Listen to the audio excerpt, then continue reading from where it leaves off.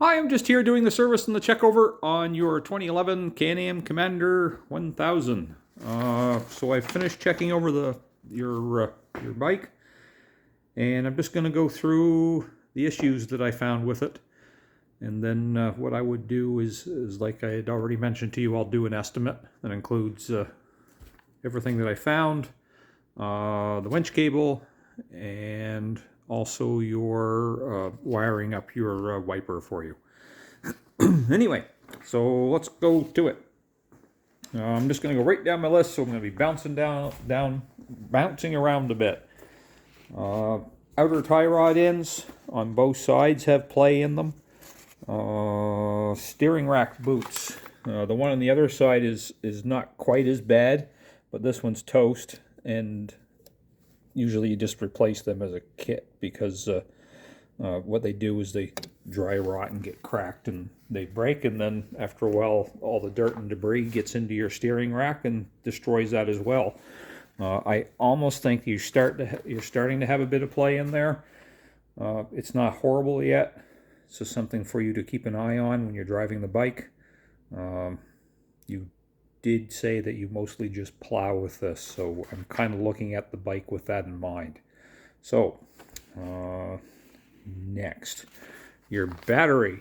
So boosted that every time I had to start it, and today I load tested it.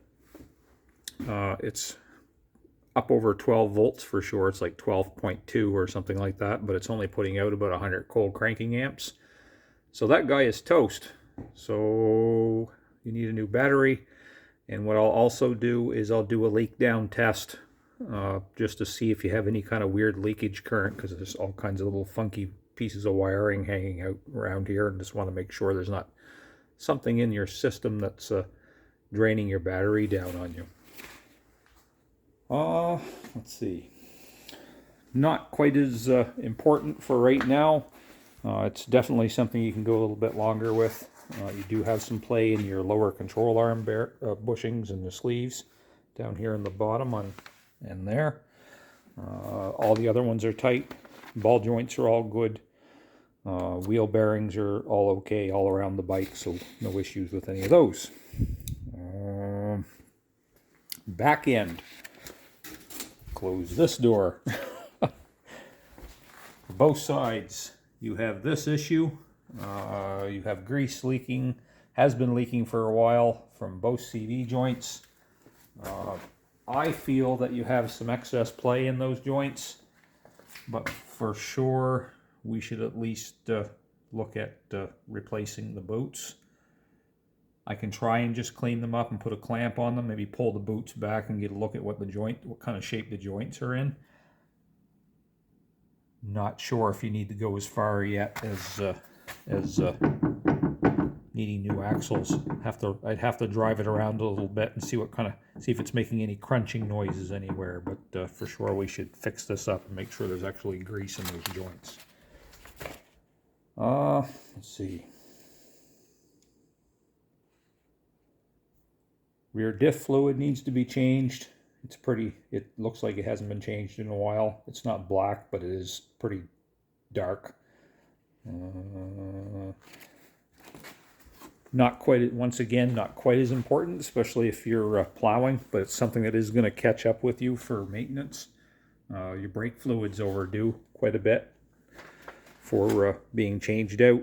What happens there is eventually, where the caps are actually vented to atmosphere, you end up getting water contamination over time in your brake fluid, and that goes down all into your brake system, and eventually you end up with things like lines that break at banjo fittings and stuff like that, because the fittings are steel, so they'll break usually they'll pop at the crimps.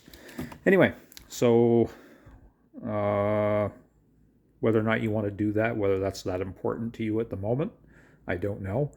I will include it on the estimate so you're aware of it, and you can decide if you want to have that done or not. Let's see. Rear brake pads.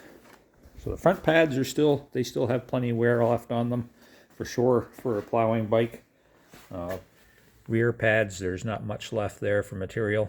especially on that inside one.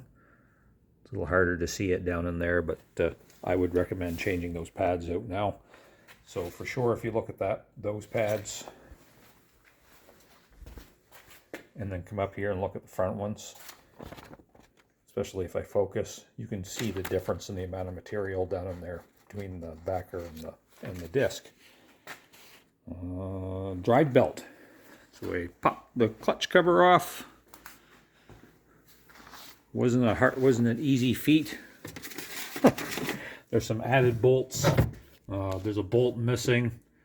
A few different things, but we'll get to that in a second. Probably some of your problem with as far as whether or not the bike likes to go or not is your belt's burnt. It's toast. And if you flex it around, if I can do this with one hand, you can see that it likes to crack because it's brittle from so you just crack it in your hand and it splits open. So need a new drive belt. Next, I think I mentioned this to you when you were here, is these little rubber boots that are on the ducks. Sometimes what'll happen with those, they get dry and rotten, and then you start getting moisture in underneath them, and it gets down into your clutches and stuff. You can definitely see this front one where it's all cracked and coming apart, so I'd recommend replacing that guy. That one there looks like he can go a bit longer. Either yourself or somebody else has added some bolts through the case down here in the bottom. The riv nuts, we'll call them. They're kind of like a riv nut. They're an insert with a ferrule on them. But anyway, that one's missing. One's missing back in the back of the cover. And there was one bolt missing down on the bottom. There's nothing in that. So this one here had a bolt coming out this way with a nut on it. This one had it the other way around, and down here underneath the clutch where you can't see it, there was nothing in that one. So I'll try and get a bolt in there as well. Actually, there's one of the bolts sitting right there, so we're going to pick him up so we don't lose him. Anyway, good idea, especially if you're plowing in the snow and stuff. You can see where stuff could easily get in through and get in around your clutches. You get enough moisture in there, you end up with stuff like this. I see this a lot on Can-Ams. They like to have corrosion on their clutch faces. I would recommend blowing out the dust out of both of them. I would also deglaze them and remove as much of that corrosion as I can. I just use a little piece of fine emery cloth and get those clutches ready so that when you put the new belt on, that the clutch and the belt will have a good chance of breaking into the clutch faces like it should. So that's that part. Let's see. We won't go around to look at it right now, but I noticed that your coolant bottle was empty. I haven't popped the cap off the rad yet. I will run the bike up to operating temperature if I can. It's cold today, so it might take like hours.